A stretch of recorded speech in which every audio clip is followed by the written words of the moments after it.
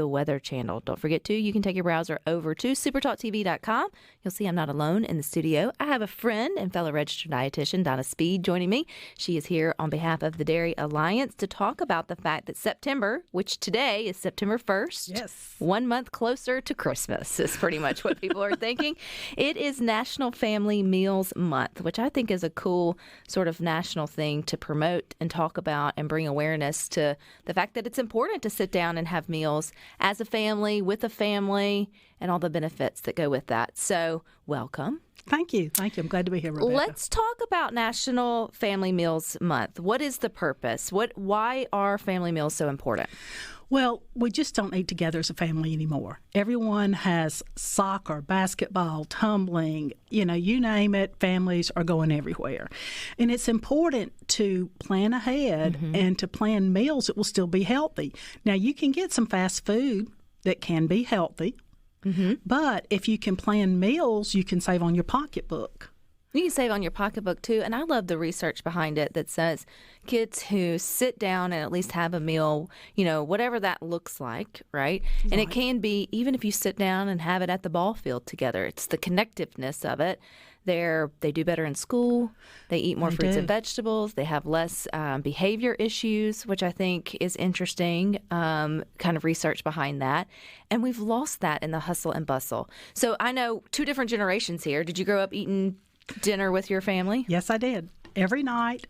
And when my girls were growing up, every Sunday, we cooked a real big lunch, and we ate off of that for 2 or 3 days after that. We did, too. We at least sat in the same. And even if we were back in my day, am I old enough to say that now? Yeah, you are, back unfortunately. In my day, even if it wasn't necessarily just around the table, kind of like Leave It to Beaver, it was still, you only had one TV, so you're all eating off of TV trays, but still together having the conversation. And I know that's not like gold standard, but that's still better than what a lot of families find themselves doing now. Everybody in their different rooms on their different devices are eating at sort of different times. So this conversation is not to knock anyone who's doing that. It's just to maybe bring us back to, let's try to get at least a few nights a week back at the dinner table. Just the awareness of it. A friend of my daughter's, the first time he ate with us at Christmas, he said, "What are y'all doing?" He had never had a meal sitting at a table with any family member. All of his meals had been in his bedroom. Oh. And I just felt so sorry for him. But like with my granddaughter that's 7, she knows Sunday lunch is going to be at the table. Now, the other meals will be at the bar, but, it's important to You taking a socialize. 7-year-old to the bar, Donna? Well, the bar and the kitchen, yeah. You opened that door for me. I did, didn't I? But, and I think parents crave it, too, because we feel disconnected from our kids. And this is usually where the awkward conversation can happen. How was your day? Or you're just sitting there eating, and then your kids just start telling you, sort of random things. And I think that's where the magic happens. It's not necessarily in the food that's being served, although we love a delicious dinner. It's also in the conversations that you have when you're forced to sit there at each other. Okay, so on the text line, I want you to text in your favorite family dinner or meal that you remember growing up, or maybe that you served your family. 601-879-4395. Because I feel like we all had those family staples that were on the recipe Rolodex every week, and they're stuck in our memory for better or for worse. And this is one of the things too that a lot of I guess home cooks say, well, I don't know what to cook, or I don't know now like how to sort of meal plan or sort of get dinner to the table. And I know you've got some tips for that. Right. I wanted to talk about 3 tips, but really I have a few more than that. But, there's a lot of things you can do to try to plan your meals. And the first is to make that grocery list. Or make that list, have a pickup, so you don't go in the store, or if you do go in the store, just buy what's on that list. That's so important, because if you don't, you're going to be buying a lot more food. And I know I did that today. I went in with 3 things on my list and came out with about 10 things. So, you want to do that, and you want to plan your meals based around the USDA My Plate, which is half a plate of fruits and vegetables, small amount of meat or protein, small amount of starch or bread, and then a cup of milk or some type of dairy on the side. Which I think we can all get behind. Everybody likes cheese on everything. Oh, yeah. Yeah. But the glass of milk, though, I feel like goes without. Sometimes it gets underutilized and underpraised because oftentimes, too, as a dietitian working with families who feel like they're not getting enough nutrition on the plate, I go, well, you can always serve whatever you're having, even if it's bagel bites or a hot pocket. If you cut up a bowl of fruit and then you give a glass of milk, You've made it, the nutrients. You've made it better than it was. You have, because milk has 13 essential nutrients. So it really is. It's one of the cheapest things that you can serve for the nutrition that it packs. And that's like with my 7-year-old. She still remembers when she was having some stomach issues, the doctor saying she shouldn't drink milk. Well, now I've got her drinking chocolate milk. There's nothing wrong with chocolate milk. No.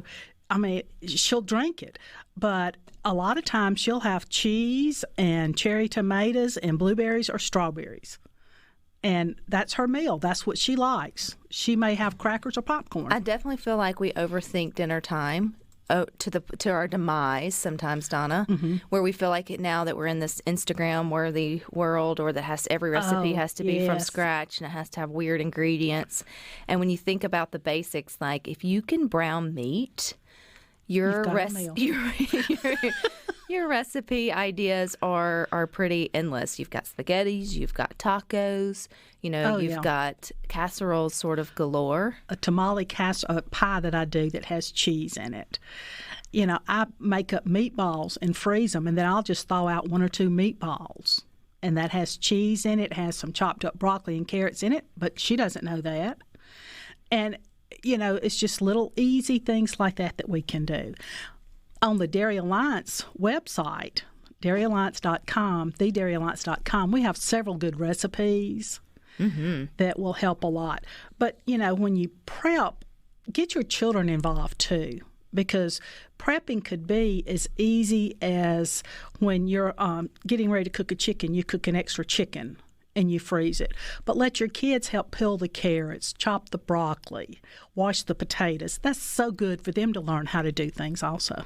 Jeff in Oxford says chicken and dressing with candied sweet potatoes, English peas, and homemade mac and cheese. Okay, Jeff in Oxford, your dinner time, your childhood dinner meals were a little bit better than I think some of ours. I bet I can guess Rhinos. You've mentioned often that there was a lot of spaghetti eaten growing up. I feel like, moms of the 80s, you just had your 3 or 4 recipes on repeat, and you weren't worried not one bit about it having to be new, fresh, or right. And I think we should just go back to the basics of the things that work the most. Well, one thing I love making for myself is I'll do overnight oats that has oatmeal, milk, some chopped apples, some chopped nuts. Put that milk in there with it, let it soak overnight, and it's great. We have a ancient grain hot cereal recipe that you can cook in the crock pot. But use your crock pot. Use your air fryer. I've just now discovered my air fryer. Where have you been, Donna? I just didn't think I'd like it, but it makes the best eggplant and okra imaginable. Now, that's one thing I haven't cooked in my air fryer, but I've pretty much done everything else. Jared says roast mashed potatoes and green beans with MacGyver in the background was his growing up meal. Try the leftover taco meat on hot dogs instead of chili. Oh, that'd be good. That is really good. Or on the baked potato. I've never thought about that. Hamburger helper and rolls, Pat. Dale from the Delta. Absolutely. Hamburger helper. We're going to make it. We're going to make it to Friday, guys.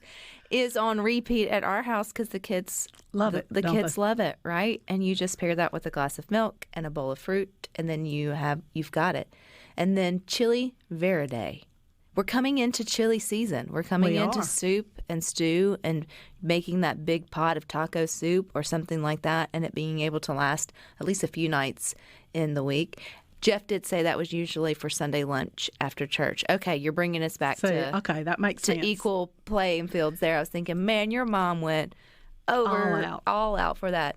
Tim from Tupelo is chocolate milk is one of the best post-workout drinks you can have. Balanced as far as protein, carbs, and fat. You don't have to buy the expensive protein powders. Yay, that's a man of my thing. It's true, though. Again, we overthink a lot of these things where the nutrients are right there in usually affordable forms in our grocery store. You keep sending in your favorite memories of family meals, and we're going to keep talking with. We can continue our conversation with my friend and registered dietitian Donna Speed. It's a small dietetic community here in Mississippi. We're all like sisters and family around, but you're here on behalf of the Dairy Alliance. And while September is National Family Meals Month, which we've been talking about, I also want to take time to share all the good stuff and the good things that the dairy farm families of Mississippi do for particularly schools in our states. And I think it's been a long-standing relationship with schools and dairy farmers that many families don't recognize is going on. So I know you work tooth and nail in that department. Yes, so I try. How are the dairy farm families trying to enhance school wellness? Well, the dairy farm families, first off, part of the money from them selling their milk goes towards what we do. And so my job really is to educate and to promote and just to be there for anything to help with dairy. So I wear many different hats right now, which is really nice. You don't get tired of what you're doing. But through grants that we receive, we're able to give grants to schools. We're able to use some money that the dairy farmers give us and start grants in schools to increase breakfast. Sometimes it even shows up at lunchtime, which will then increase the milk consumption. Now, right this past year, we gave out, just in Mississippi alone, about 28 grants. It doesn't seem like a lot, but it really has affected a lot of students. Over 20,000 students have had more access to dairy and to milk. And the grants can range anywhere from buying a new milk cooler that's desperately needed. One school who did that, their milk consumption went up 400% because before they were serving milk just in a bus pan with ice. And the reason this is important is because, especially for a lot of the school-age kids in our state, they don't have the access or the opportunity to get those 3 servings a day. They're still growing. They need the calcium for their bones. They need, the extra nutrients for other immune boosting things. And so anytime you can encourage them to take the whole foods that are offered at school through their programs, man, this is a good thing. And school lunch, school breakfast, too, they're great programs. So, we have found out that middle school and high school kids don't want to drink milk. They don't think it's cool, even though the chocolate milk is touted as the best recovery drink. And now we're allowed to say that milk does hydrate better than water. But what we have found is that these teens and tweens love iced coffee. Yes, they do. So adults do too. Yeah, we do. So we have started a Moo Brew program. And with the Moo Brew, it's just a little coffee concentrate with some sugar-free syrup and 8 ounces of milk. And every school that we have started that program in, the meals and the dairy consumption has gone up tremendously. Is that considered tricking your teens into being healthy? You bet. But if it works, it's okay. Meeting them where they're at. Hey, I'm not mad at it. Yeah. And they're going to probably drink an energy drink or something crazy. Anyway, why not switch that out for something that has something to offer them? Yes. And, we've had a few parents that say, well, it has so much caffeine in it. Well, it has less caffeine than a 12-ounce Coke, or a soft drink beverage. So it's okay to let them have that. So how does that program work? Is it something that the students, when they go through the line, I know like Neba can have, and I know she's not in high school yet, she really doesn't need cold drip. But is it where they're getting at the end of the line? Is it another station within the high schools where they can go and get it in between class? How does that work? It varies school to school. What most schools do, though, is that they go ahead and they put the sugar-free syrup and the coffee concentrate in a cup, and then the student just grabs that, and then they add their milk to it. Now, some are mixing it up all together, but it just depends on where they do it. Some do it right at the cash register. Some do it at the front of the line, but it's working. It really is increasing. And we do smoothies. So smoothies with yogurt and fruit and milk, we do that mainly in the elementary schools and the junior high. That increases the consumption of dairy and fruit right there. Chris from Oxford, when I was in school, I didn't drink milk either. Shame on you, Chris. Still to this day, I can't drink white milk with regular food, only with something like cookies or a pot, or something like that. Hey, yeah. I would eat more cookies. I would too. There'd be hot cookies too. If you could be able to do that. I know a big piece for the Dairy Alliance as well as the dairy farm families in Mississippi is educating students on agriculture. I mean, that's our number one industry here in Mississippi. And although the dairy farm families aren't as many of them as maybe it was decades before, they're still here and they're still doing great work and they're conserving their land and they're doing great jobs in terms of agriculture. So how are y'all teaching kids that chocolate milk doesn't come from chocolate cows? Well, hopefully their school teacher is teaching them that ahead of time, or their parents have. But we do have a lot of education materials available. We have films that are out there. We have World School Milk Day coming up the end of September. And with that, I'm already sending out information for some of the schools to use. Now, we also have a program called Adopt a Cow, which is a cool program. Schools, homeschool children, they can adopt a cow. It doesn't cost anything. You go to discoverydairy.com, you sign up, and every month you get information about your baby calf from the time they're born through the whole school year. Oh, that's really neat. I mean, Neely, they just got a bearded dragon. I mean, they can make time for a cow, too. Yeah, well, I know that the library at Brandon L., they're adopting one. So is it kind of like where, it's a real cow and you get the pictures and you get the updates and you get to name it and sort of all of that? Well, the farmer names it, but you get newsletters, you get information, how much they weigh, how much weight they've gained, how much they eat. And there are a few times when you also get to interact with the farmer, and they'll come on and it'll be a live stream where some of the students can ask questions. What's the age range for that? Because I'm thinking I've got several friends who are still homeschooling, multiple age children. And then I'm thinking, too, I mean, preschools or daycares. Right. Even the 3-year-old would adore this. Yes. I would love to say that it's open for preschool, but right now we're just focusing on kindergarten on up. But it's great for the kindergarten through, say, middle school. Now, we also have virtual dairy farm tours. And those, last year, I believe we had 10 of them, which was a major undertaking. But the dairy farm tours, you actually visit with the dairy farmer. You're there where you can send in questions, and the dairy farmer goes through what it's like to be on the dairy farm. One that they had for high school students was dealing with the robotics. That's really cool. Yeah. A lot of people don't realize how much of milking a cow is now robotic. And one of our best field trips was fourth grade, can't remember years, and we went to Mississippi State, and we toured the fact that they have a working dairy there, which in turn makes their wonderful Edam cheese and ice cream and sort of all of that. And the kids just adored seeing all the cows and all the things. I think anytime you can connect your students to where their food comes from, but also the jobs, and take pride in the potential of STEM studies falling into agriculture here in Mississippi, and then them staying here, to me is a good thing. Yes. In fact, they're doing that dairy farm tour Friday, October the 28th, I believe, or 21st. It's on a Friday, though. And they're just doing it one day, first time since COVID. But that's like my 7-year-old granddaughter. She loves going to that. She thinks it's so much fun to get to tell people how to milk a cow. Oh, absolutely. And two, what if someone's listening, they think, man, my kid loves dairy, but it doesn't agree with them? What, from a dietitian standpoint, what are your recommendations for them? Then try the lactose-free milk. It still has all the essential nutrients. It's just that the enzyme lactase has been removed from it. So it's still just as healthy, has everything that they still need. And sometimes yogurt or hard cheeses, they're able to tolerate that as well. And just figuring out you can get all this information on your great website. Where's that? It's thedairyalliance.com. And if I had one recipe to go click on and try. Ooh, okay. What do you want me to do? The avocado hummus. I didn't see that coming. Yeah, I know it's good. I like hummus. Yeah. I never thought about putting avocado. Avocado, it has yogurt in it. It has some cilantro in it. It's really good. And have it with some sweet peppers. Or some carrots. Carrots, broccoli, tomatoes. I'm not going to knock it until I try it. It's good.